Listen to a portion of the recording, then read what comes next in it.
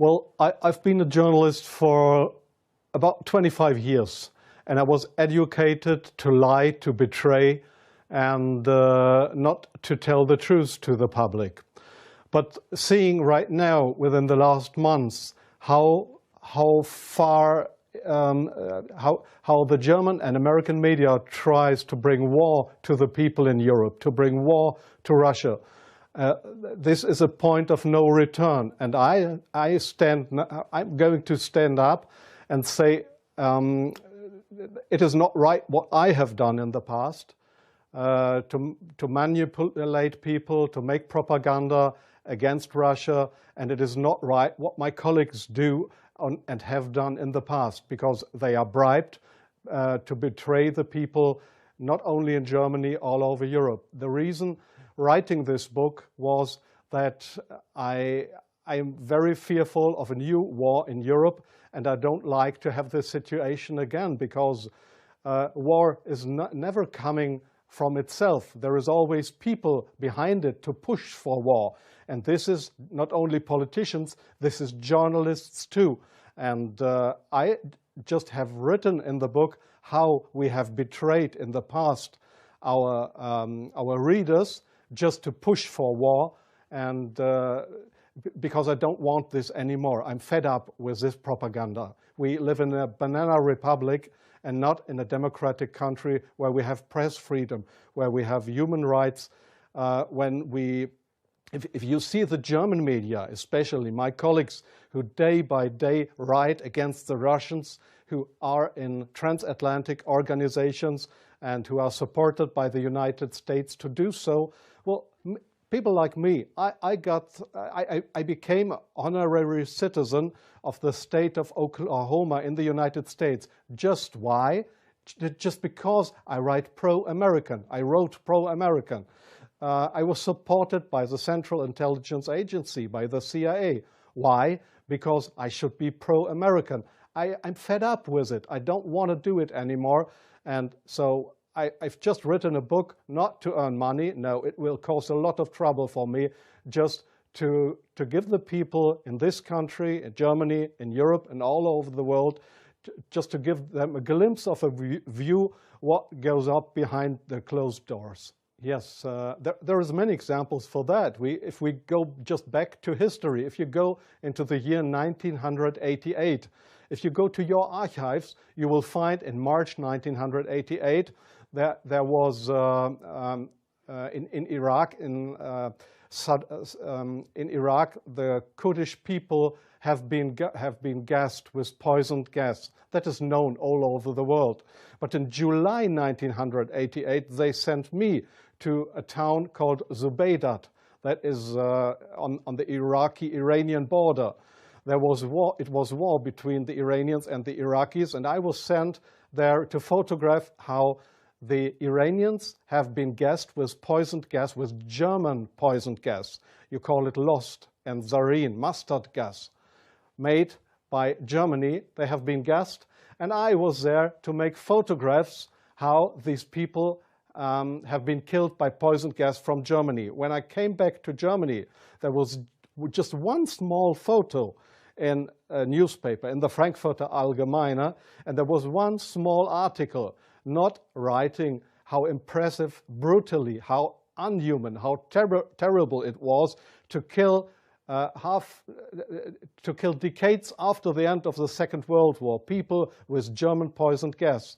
So this was a situation I feel misused for having been there, and just to give a documentary what has been done, but not being allowed to cry out to the world what we have done behind closed doors. Up to today, it's not well known in the public that with German public gas, there have been hundreds or thousands of people gassed in this city of Zubeidat. Now, you ask, what have I done for intelligence agencies? So, please see, most of the journalists you see in foreign countries, they claim to be journalists, and they might be journalists, European or American journalists, but many of them, like me in the past, are so-called non-official cover. That's what the Americans call that. I have been a non-official cover. Non-official cover means what? It means you too work for an intelligence agency. You help them if they want you to help them, but they will never, when you are locked, or when they find out that you are not only a journalist but a spy too, they will never say, "Oh, this was one of our guys." They will not know you. That means non-official cover. So I have helped them in several situations, and I feel ashamed for that too now. Like I feel ashamed that I have worked for a very recommended newspaper like the Frankfurter Allgemeine, because I was bribed by billionaires, I was bribed by the Americans not to report exactly the truth, but I just imagined in my car while I was driving to this interview, I just tried to work out in my brain what would have happened if I would have written a pro-Russian article in the Frankfurter Allgemeine. Well, I don't know what would have happened, but we were all educated to write pro-European, pro-American, but please, not pro-Russian. So I'm very sorry for that, but this is not what I understand for democracy and for press freedom. I'm very sorry for that. Well, yes, I understand your question very well. Germany is still a kind of a colony of the United States. You see that in many points, like the majority of the Germans don't want to have nukes in our country, but we still have American nukes. So we are still a kind of a colony of the Americans. And being a colony, it is very easy to approach young journalists through what is very important here is transatlantic organizations. All journalists from really respected and recommended big German newspapers, magazines, radio stations, TV stations, they are all members or guests of those big transatlantic organizations. And there, in these transatlantic organizations, you are approached to be pro-American, and there is nobody coming to you and saying, "Well, we are the Central Intelligence Agency. Would you like to work for us?" No, this is not the case how it happens. What they do, these transatlantic organizations, is they invite you for seeing the United States. They pay for that. They pay all your expenses and everything. So you are bribed. You get more and more corrupt, because they make you good contacts. You won't know that those good contacts are, let's say, non-official covers, or officially people working for Central Intelligence Agency or other American agencies. So you make friends. You think they are friends, and you cooperate with them. They ask you, "Well, could you do me this favor? Could you do me that favor?"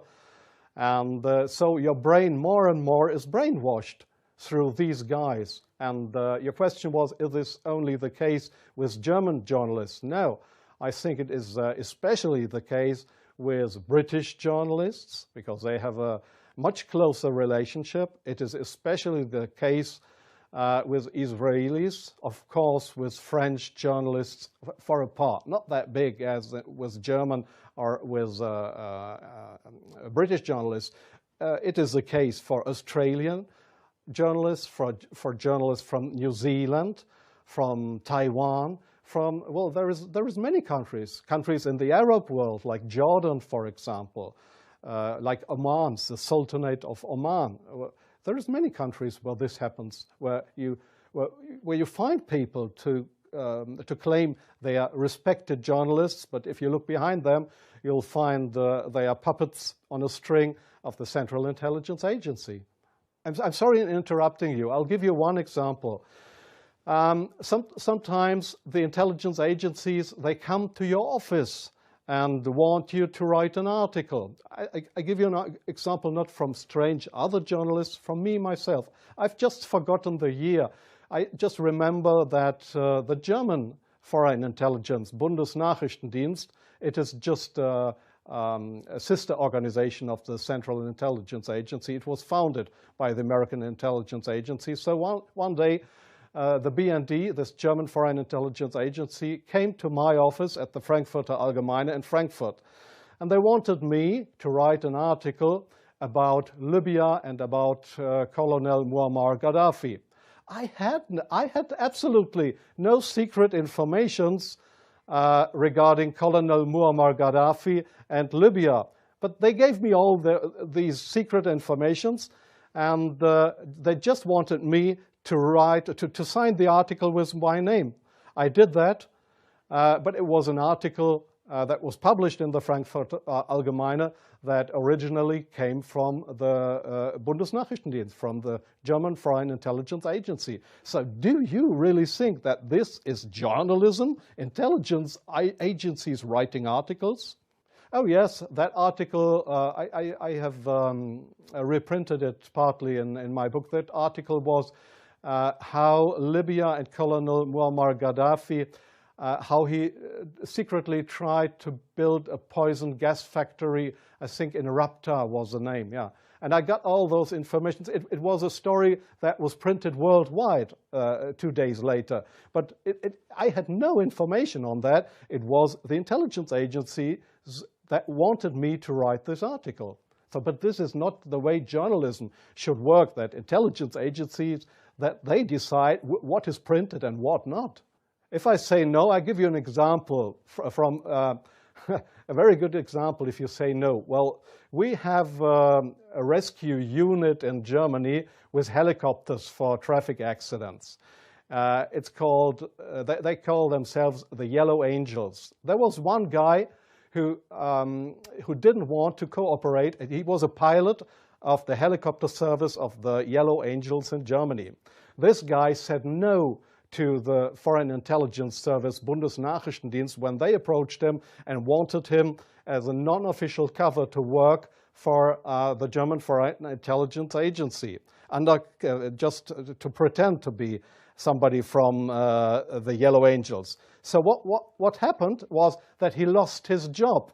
And the court in Germany, the judge decided that they were right, because such a guy could not be trusted.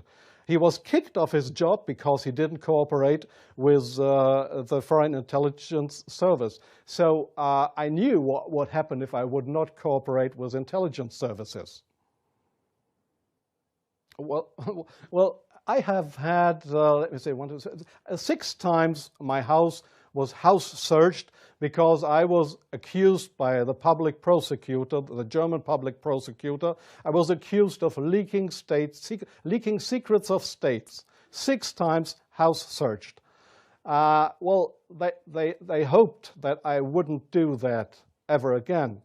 But I think it's worse that the truth will come out one day. The truth won't die. And I don't mind what will happen. I've had 3 heart attacks. I have no children. So if they want to bring me to court or to prison, so it's worse for the truth. War is never coming from itself. There is always people behind it to push for war. And this is not only politicians, this is journalists too.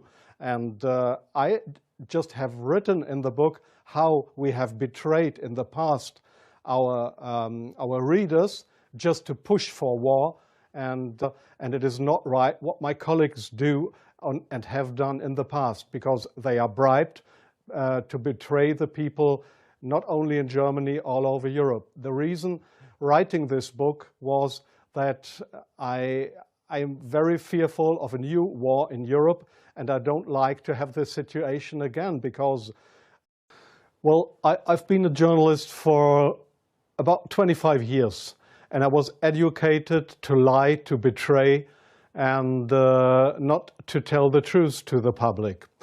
But seeing right now, within the last months, how far, how the German and American media tries to bring war to the people in Europe, to bring war to Russia, this is a point of no return. And I'm going to stand up and say, it is not right what I have done in the past, to manipulate people, to make propaganda against Russia.